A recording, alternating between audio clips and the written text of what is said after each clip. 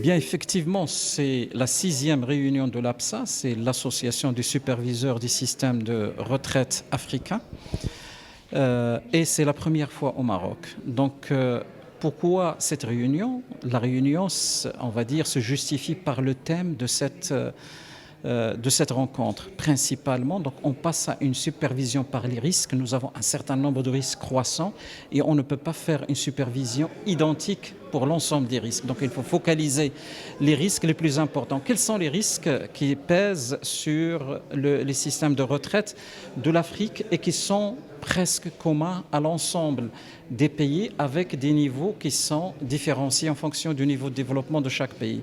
Le premier risque, c'est le risque démographique. Donc nous avons plus de retraités, tant mieux, c'est l'effet de l'augmentation de l'espérance de vie, et nous avons aussi une baisse de la fécondité. Donc le rapport démographique entre retraités et actifs est déséquilibré, donc il ne permet pas d'avoir un financement optimal, donc ça génère des difficultés. Nous avons aussi une problématique qui concerne comment intégrer le travail informel, donc il faut trouver des solutions.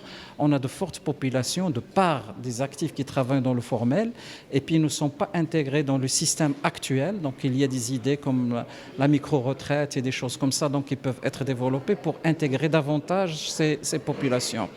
Nous avons aussi un cadre au niveau des investissements. Donc, il y a des risques liés à l'investissement, donc au niveau de l'actif de ces caisses de retraite, donc au niveau de l'investissement. Et donc, il faut regarder et gérer ces actifs par rapport à intégrer dans la gestion ces risques-là. Je peux citer donc la volatilité au niveau du rendement. On a vu juste l'augmentation des taux, la baisse des taux d'intérêt qui en a un impact important. Nous avons l'impact des changements climatiques, donc qui permettent aussi de peser un certain nombre de risques sur la gestion. Il y en a d'autres. Donc tous ces éléments-là, donc ce sont des éléments que je dirais qui sont communs au niveau des continents africains, et donc on est là pour débattre et d'échanger les best practices pour pouvoir intégrer ces risques-là dans la gestion des caisses de retraite ou la gestion de retraite d'une manière générale.